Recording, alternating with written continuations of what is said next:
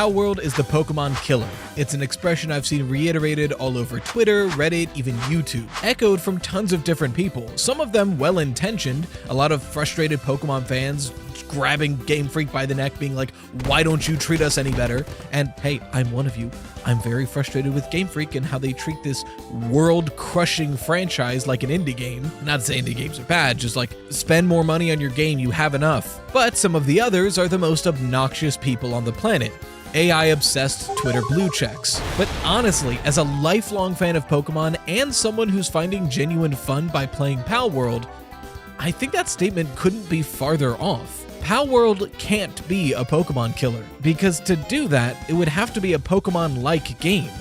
Let me explain. Also, I want to get this out of the way right up at the top, so in case you don't get further into the video, you don't get the wrong idea. I absolutely hate generative AI in every form it's taken so far. Mainly because, as the creators of OpenAI readily admitted on the record, it only functions through the theft of already created art and music and voice from actual people. As it stands, generative AI is art theft full stop, in every aspect. All current models of it can only function by doing essentially a fancy Google search and rehashing everything that it finds without crediting anybody. It's not that I hate generative AI because it's taking people's jobs and replacing them. I hate generative AI because it's taking people's jobs by stealing from the people whose jobs it's taking. Also, pet peeve of mine, but generative AI isn't even artificial intelligence. All currently available models of generative AI are just machine learning.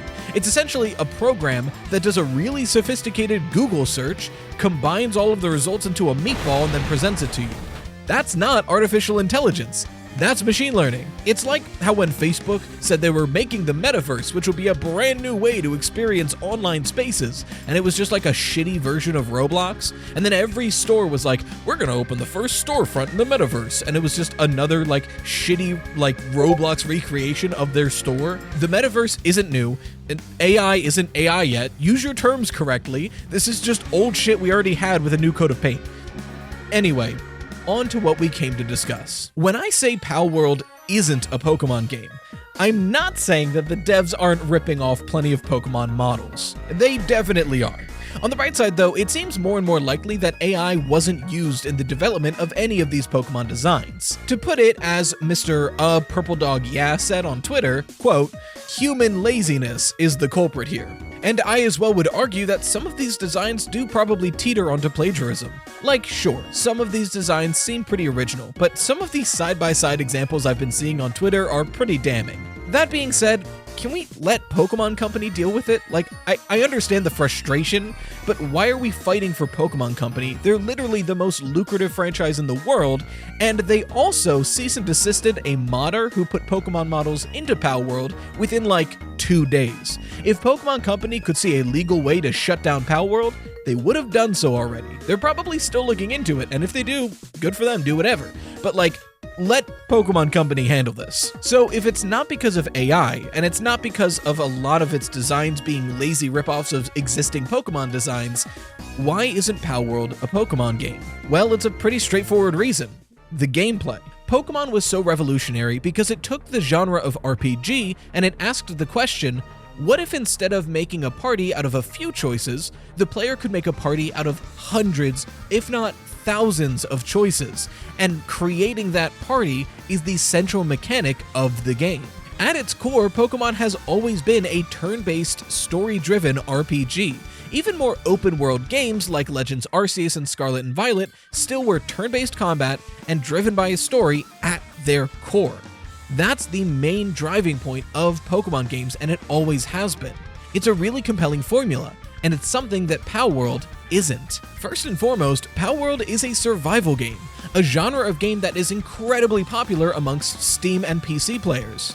I mean, look at games like Ark, Rust, Valheim, 7 Days to Die, the list goes on, and all of these games are incredibly popular in their own right. Palworld is so much closer to a game like that than Pokemon. And as a survival game, it does something that not a lot of survival games manage to do. It builds upon itself naturally, and it quickly automates resource gathering. This is, I think, the core of what makes Palworld so fun to play for so many players. A very common and addicting style of game, especially in mobile games and Roblox territories, are tycoons. Games that center around building some sort of a base operation, which then gathers you resources, which you can then use to upgrade your base of operations to get resources faster.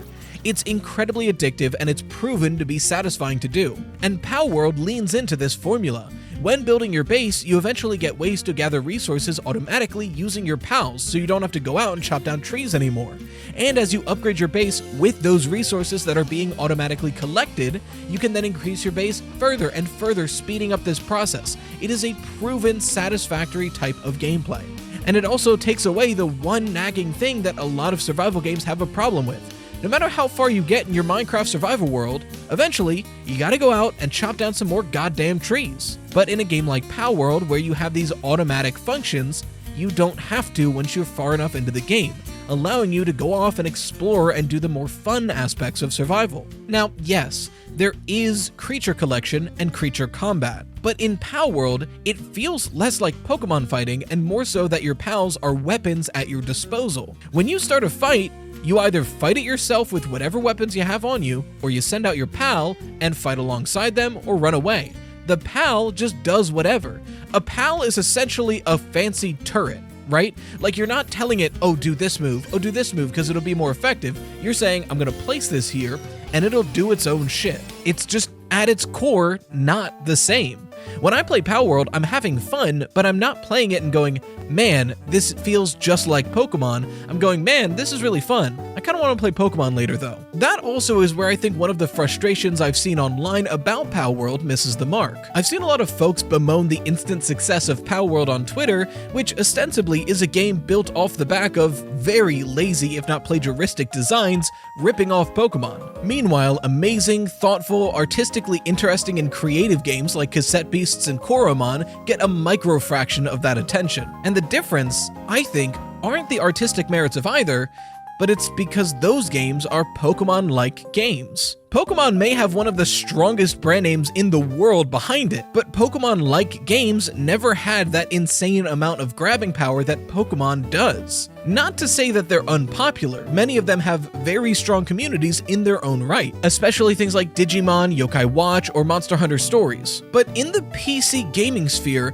most players that do happen to like Pokemon would just rather play Pokemon. A more apt comparison, I think, would be, why does Palworld get all of this acclaim and success, whereas other games like Grounded, Rust, Raft, Valheim, and the like don't? But that comparison also falls flat, because Grounded, Rust, Raft, and Valheim all to some extent did incredibly well and are still cult classics and have a lot of attention and eyes on them at all times. Survival games have always been unbelievably popular with PC gamers. I mean, hell, Minecraft is the best-selling game of all time by like 2 times the #2 spot. So when you look at a game like Palworld, uninspired art and designs or not, its success makes sense. It stole the visual aspects of Pokemon, one of the highest-selling franchises in the entire world, and combined it with the mechanics of survival games like Minecraft, one of the highest-selling games in the world. It only makes sense that it got this instant success. Now we just have to see if it'll last. But regardless, no matter how good or successful or tuned up, or even if they redid all of the designs in Palworld and made them fully original and really cool, Palworld can't kill Pokemon. Because when you want to play a Pokemon game, you want to play a turn-based RPG fighting game. When you want to play Palworld, you just want to play a survival game. They don't scratch the same itch. They're not even in the same niche. You know, for the launch of Pokemon content on this channel, this is not a very Pokemon-centric video. But I mean, everyone and their mom is talking about Palworld, so I gotta get in that algorithm to try to boost this channel and boost the Pokemon about this channel. I promise, this will be probably the one and only time that I actually do a really Palworld-centric video. I want to do Pokemon. I am a huge, lifelong fan of Pokemon, and I want to make videos about its lore and theories about it, and mechanics and characters and themes. Longtime viewers of the channel know that my main channel was a coin flip between being Pokemon or FNAF, and FNAF took off first, so I did FNAF. but thanks to the amazing support of this community, I'm able to revisit that other major passion of mine. So I cannot wait to see where this endeavor takes us. In the meantime, I don't have any other Pokemon-centric videos to shout out yet because this is the first one. So check out the Help Wanted 2 gameplay. It's being edited by the same editor doing this video. Queen Coda is really great, and I also can't edit a second channel and a main channel. Editing takes way too long for me to do that. So otherwise, stay toasty, slices.